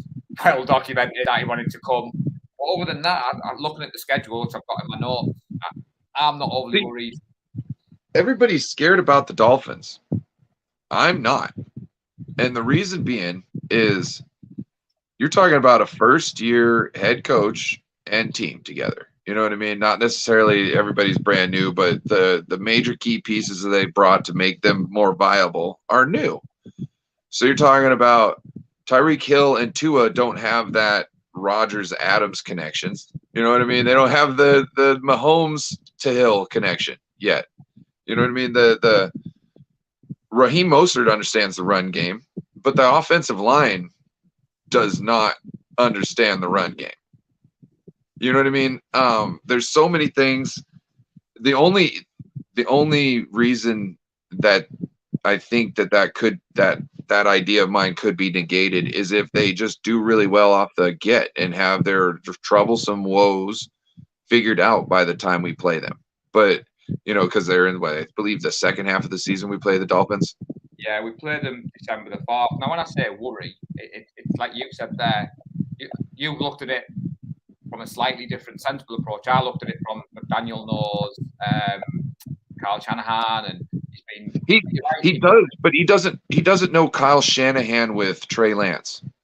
Oh, that's true. And to be fair, McVay does know Kyle Shanahan, and regular season McVay doesn't tend to do very well. But to be honest with you, my good friend Lee Gowland, whenever we do the season preview show, he always says we're going undefeated, never lose the game. And when we do the 49er Faithful UK, each game, I'll be honest with you, I'm a homer. I always go to each game and say we're going to win, we're going to win. And then last year, when we played the Rams on Monday night, and we'd come off that god-awful game against the Colts, I was like, for the first time ever, 49er Faithful UK, I'm going to say the Rams are going to beat us. And then that Monday night started our season again, and I vowed after that, I'm never going to doubt. But I have tried to look at the schedule, a couple of losses in, but obviously it's quite easy to go, we'll beat them, we'll beat them, we'll beat them. So you're right, though. I didn't think of the Dolphins in the way you did, so maybe I need to go back and revisit. So, well,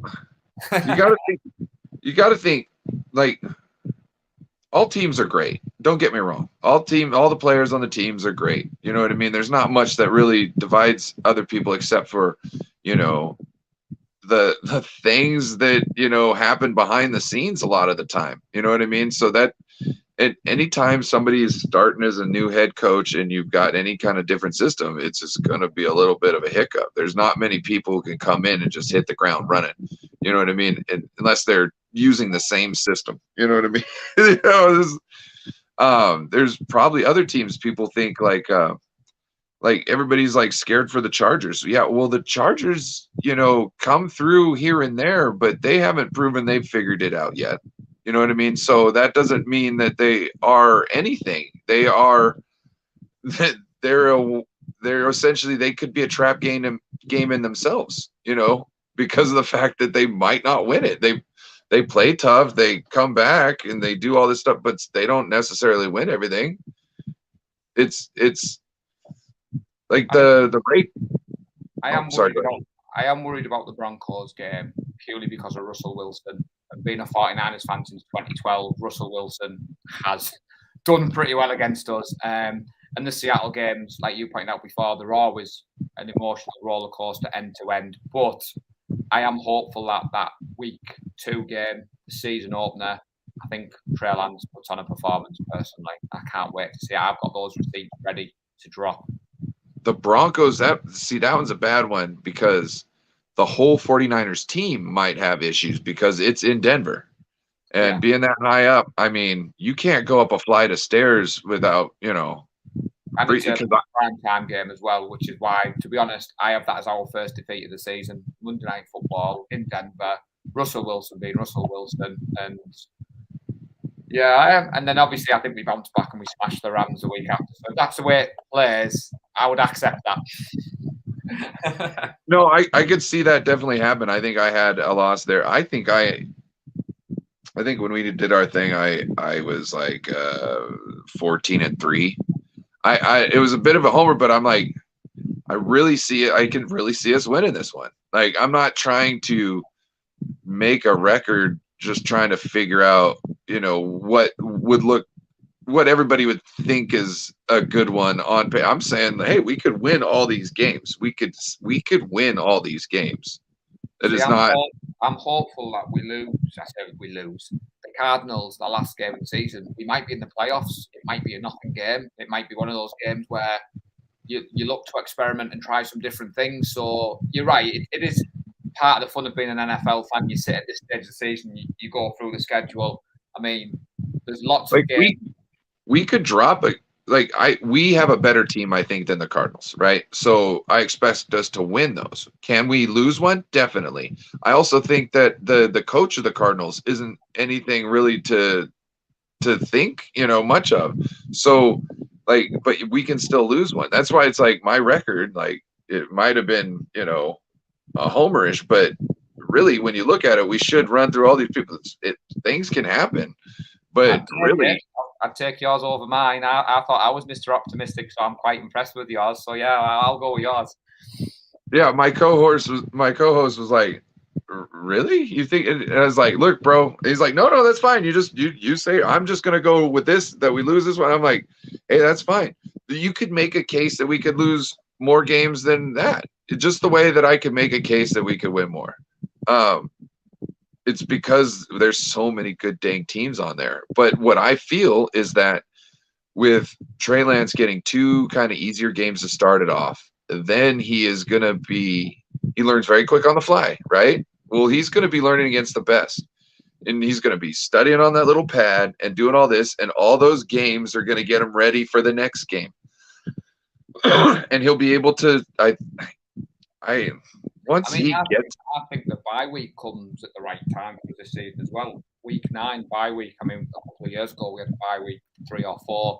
I think the way the bye week comes in, I think the Denver game being in Denver, the 3rd game of the season plays in our hand. And if you look at the scheduling, I don't think we're off the West Coast much. I think even the Panthers and Falcons games are back to back. So Kyle will stay on that side of the country because that's what he does. And it's the best thing to do. It's totally the best thing to do. I really appreciate how he thinks about that type of thing, He's a smart guy. He's a great coach. I mean, for 49ers fans, probably don't want the team to come to London because of the travel. And obviously, we're desperate for them to come to London. But the international game, Mexico isn't exactly a million miles for us to travel. And the Cardinals are giving up a home game. So for us, we're going to neutral ground. So, and like you said, I'm not a fan of Kingsbury. Hopkins being suspended for the first 6 games of the season. Yeah, they'll probably throw him back in. But you talked about at the start of the show, the NFL momentum, that chemistry. Is he going to come back? Why hasn't the NFL made it that anybody plays a London game has their bye week the next week? Why the hell are we even?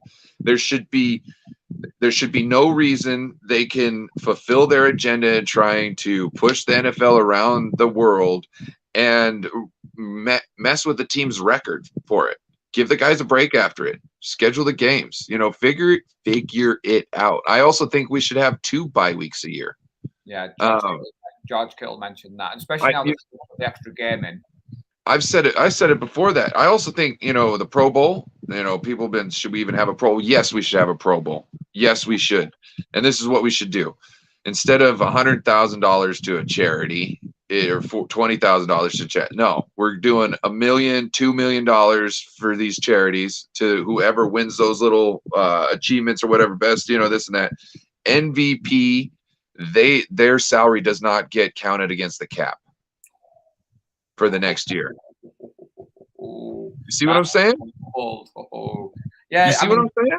The Pro Bowl, I like the skill, you know, when they do like the challenges and stuff, but the actual game, I've stopped watching because it's on late. That's what I'm trying to bring. I'm trying to bring the game back by doing it where, you know, if you make, you know, like the most tackles or whatever, boom, your charity gets, you know, $2 million. Boom. You know what I'm saying? A lot of these guys would love to spend $2 million on their charity. You know what I mean? And it's going right to them. Then you're talking about the MVP of the Pro Bowl, who obviously isn't playing in the Super Bowl, now can go back to his team, and whatever they were going to spend on him that year, they can now spend on another player to try and get him to the Super Bowl the next year. You know what I'm saying? I do like the salary cap aspects. Like you said, I stepped away from English football when you know, the Chelsea, the Man City, the Man United, they can just unlimited, the Paris Saint-Germain, they can just pay whatever. And the salary cap, like you were saying off there, the NFL to the untrained eye is just a strange game, but you're getting into it and you love the chess, the strategy, the clock management, the salary cap aspect, the fact that like you can't just put a team of all-stars like you could on Madden, and it's all that, those juggling around. I mean, my friend who's a Rams fan doesn't believe the salary cap exists because they're the only team that don't seem to. I'm only joking. It's just, obviously, you know, they seem to have their approach that they don't want draft picks. They'll pay all these free agents and they seem to move it around. And you said it better than I can. They're a couple of injuries away from a crisis, but they've got the Lombardi Trophy. There's 31 other teams in the NFL at the moment unhappy, and the Rams fans have rightly so got the bragging rights. I'm not going to take it away. My friend has got the Super Bowl winner hat, he's got the Super Bowl winner's T-shirt, he's got the Super Bowl winning hoodie. I'm a man after my own heart. I know when we win it, I'll be decked head to toe in Super Bowl winning merchandise for the next 6 months after the Super Bowl. So that's those things that you've mentioned there sound amazing, but I don't think they'll ever do it, will they, the NFL, unfortunately? Yeah, they'll bite their nose just to spite their face.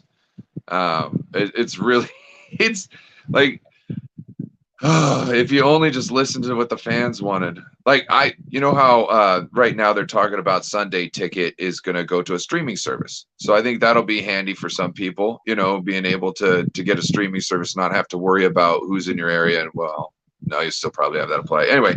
Because here in America, like, so if the Niners and the Seahawks games are playing, even though like I can be on an app where I can watch either game, it won't let me watch the Niner game because the Seahawks are playing at the same time. We have an element of that in the UK. So Sky Sports has the rights to the NFL.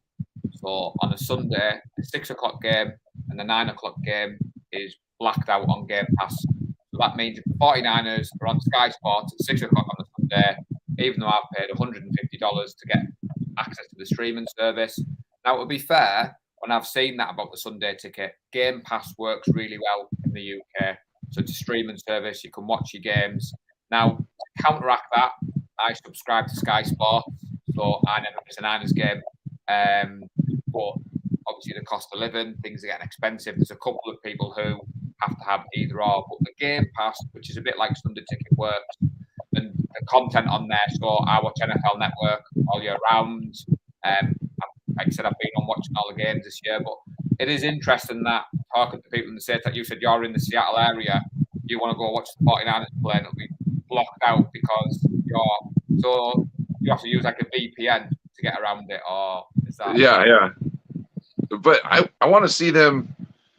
I want to see them start making it so. Let's say someone could sign on to YouTube, and they can watch Paul here watch the game, you know what I'm saying, and talk about the game at the same time. And, they can, maybe use some cryptocurrency or use some Google Pay or something to pay the fee for watching the game, and then, like the content creator, whatever, can get, the little bit off the top. But I think they should start doing that because, God, listening to some of them people talk nowadays about football, it's atrocious. Like, they spend all these time, like, for a week before the game. Like, a lot of these guys are like talking to the like Monday night. Okay, Monday night game. They get there a week beforehand. They start talking to all the coaches and players, this and that, blah blah blah. You had Chris Collinsworth say, "Oh, I didn't know that the Seahawks would look like this with just Russell Wilson being out." That's not his quote, but that's exactly what he said essentially. And it's like, are you kidding? It's the backbone of their offense. They've got a crap offensive line. They can't do much. Their running game has been stifled for the last couple years. And the only thing you have is let Russ cook, okay? And you think that somebody else is going to come in and be able to cook in that kitchen? That kitchen is a war zone. None of the dishes are clean. None of the dishes are clean, bro. Like, how you go cooking that? Like, he's a magician. He creates clean dishes out of nowhere. So, like, I think they need to put the power in our hands. You know what I mean? Well, definitely. I mean, I've stepped into the content creation world the last 6 months. Like I said, I absorb all the content, and you've probably seen me on social media. I always credit people I'm watching. I always retweet them, and that's why I'm not overly worried when I see some of the national media figures talking about arm fitness and trail answers. I'm thinking, Jason Ponte and Brad Graham were at OTAs, they were at training camp. They love the 49ers as much as I do, and they will objectively report, yes, this is a worry. No, that's not a worry. So you're right. So on game day for me in England, obviously we have the commentary on, but I try not to take too much stock in it, for want of a better word. A lot of fans in the UK fall in love with the sport because of Red Zone. That's very popular over here. So a lot of people will watch probably Red Zone more than a game. And then when you watch a game for the first time, it's quite interesting to see people's reaction to this 3-hour master chess game where you're celebrating sacking the quarterback or 4th and long and you get an interception where, because Red Zone focuses primarily on the goal line and the touchdowns and flashy. But I think that has its place. And like I said, on NFL Sundays, I watch both and I love it. The only downside sometimes is if the 49ers are on, like one of the later games, is only them two playing. I switch Red Zone off because sometimes it comes on Red Zone before it comes on because we're always a couple of seconds behind on the stream. Oh. That's a bit of a nightmare. Yeah. Man, I've had to do some weird things to watch the 49ers games up here. So it must be awesome living in enemy territory, though. You must be representing. That must be awesome, though, when you're out and about. Like I said, I'm 6'4". I'm a big dude. I'm not really worried about much. Yeah. You know what I mean? I remember one time. Gosh, when was it? It was probably back in like 2012-ish. Like the Seahawks hadn't come up yet, but they were coming up, and I was wearing my Niners hat. And I was beer merchandiser at the time, and I'm at the end of the aisle, and he's like talking, like in between two stacks. I could see his head talking, and he's bantering about something. And I said, "Yeah, you're saying that from over there, though." And he just laughed and walked away because he knew exactly what the deal was. You know what I mean? We call them the 2012s because they all came on in 2012. Not all of them, actually. There's some people I know that have a 1970s faded Seahawks jacket, and all respect to them because they have been diehard since the beginning. I know, and I was, when they won their Super Bowl, I was very happy for them because I think every NFL team's fan should have a Super Bowl. You know what I mean? I really do. And I'm glad, everybody here got to actually see theirs. Some Niners fans haven't been able to see us win one. You know what I mean? And I've been pain. We've lost 2 in my time. And to be fair, out of the 31 other teams in the NFL, the Seahawks fans are the ones that annoy me the most. The ones I know, they're a little bit over the top, the face painted, and the 12s. And like you said, it's going to be interesting to see how these super fans are going to cope over the next couple of years. Because like I said to you earlier, that Brian Hoy memory is etched in my brain, but I stuck with it. Chip Kelly, 2-14 season. I thought, I'm not getting off this train. It's made me love the 49ers more because I went through the absolute worst I've seen to the heights of Kyle Shanahan. So I would be disappointed if there's a couple of fans here I know in the UK who jump off the Seattle Seahawks. For me, once you pick your team, that should be your team. I don't know whether that's an old-fashioned way of looking at it, but like... So the hatred... Oh, go ahead. I was just going to say, if London put a franchise in London, I'm a 49ers fan. I'm not... So I don't think the NFL would make a success of that because the other 31 fans are like myself, like as in other fan bases. We've all got our team. Nobody is jumping ship to become a Jaguars fan or a London Monarchs fan or whatever name they give it. So that was my thought too. Like, there's nobody to really. Everybody's already kind of chosen their sides. And the other thing I was thinking too is it seems like you guys are able to interact well with each other, unlike, I guess, football fans.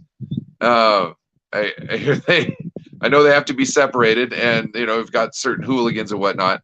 And I just wondering, because I've never heard of anything problems like that in the stands. And when you go to those UK games, or when you see the UK games, they all have different jerseys on. They're there to watch football at that point. You know what I mean? There's a couple of people rooting on their team. The rest of them is just watching football. Like I said, I could go out dressed across the road from where I live, the Rams fan. There's a guy around the corner who I've said is a Washington fan. In my group chat, there's a Bills, Chiefs, Dolphins, Packers, Seahawks. We all get on. We all go around. There's that light-hearted banter, but there isn't that element, like you said. I will make an international game. It's just there hasn't been a game yet that's caught my eye that is worth spending, a couple of $1,000 going down to watch, because going to London is expensive. My good friend Lee Gowland, he's been to every international series game apart from the Seahawks Raiders, because like he said, nobody's going to want a 49ers fan at the Seahawks Raiders game, and he wouldn't know which team to cheer for. So see, that used to be the Seahawks' main grudge main rival was the Raiders. And what happened is the 49ers and the Seahawks moved into the Niners NFC West division. And the Niners and the Seahawks were both crap teams at that point in time. And the games were so bitter in between them because no one wanted to be the shittiest team in the conference or in the division. They didn't want to be the shittiest team. So it got really deep. And then the Niners started to get good. And then the Seahawks started to get good. And then that was their time where you know what I mean? And now I think they like that rivalry better because they've won so much lately in the past between us, even though we have more wins over them in history. But they've kind of dominated us because our team kind of had issues.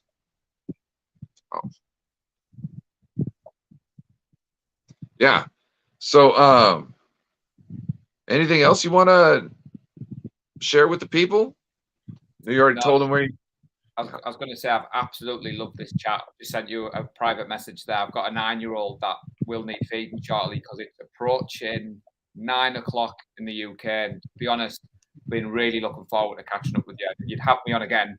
Would love to come on because the 90 minutes that we've been talking football has been amazing. I will just obviously give myself a cheeky plug. If people could follow 49er Faithful UK. We recorded the latest edition podcast, which is due in the next couple of days. Slightly longer than normal, but we've done a special... Where can they find your podcast? So if you hit me up on the social media below, the isn't out yet because we recorded it Thursday, but it's a special edition looking at 49ers fans from the UK traveling to San Francisco. It's hints and tips from people who've been. I'm very active on social media. At the moment, I don't have my own channel. I am thinking about it, but people who follow me will know I've jumped on a load of podcasts in the last 6 months. I am trying to get myself out there a little bit as a fan in England, loving my team. People seem to like my story, so really appreciate you having me on. Honestly, it's been an absolute blast. Yeah, you should start your own channel. Yeah, you're always welcome here. You know what I mean? So Yeah, I want to thank you for coming on, by the way. Yes, filling all this time. We had a great time.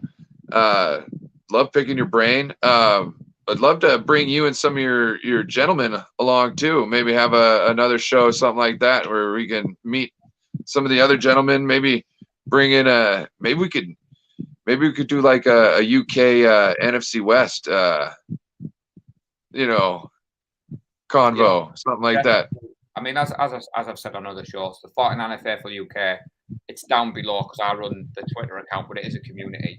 There's loads of other I've got people. your Twitter in the description too, by the way. Oh, thank you very much. Check And it out. obviously, Yeah. when I jump off here, I'll retweet the link to the shows. And like you said, I wasn't sure what to expect. We DM'd a couple of times. I've seen a little bit of your stuff, but it's just flown. And I think I'd like to say humbly that you've been impressed. We do try to show our knowledge of the game. I'm not saying I'm an expert by any stretch of the imagination, but obviously, like I said before, I absorb all the content. I watch all the games. I like to think I have an understanding of what's going on. Oh, you do. You do. My passion, like I said, is unrivaled, as in my other half, bless her, she knows. The kids all know who the 49ers are. And like you said, I'm just proud of representing. And I have seen you interact with other people from the community today, which is always great. And that's all we're trying to do. We're just trying to show you guys over the pond. We love the 49ers. We're here to chat 49ers. And looking forward to the season starting. All right. Well, you have a wonderful rest of your evening, sir. And have an even wonderful Sunday, a better Sunday. And I want to thank everybody for watching. And peace out. Thank you very much.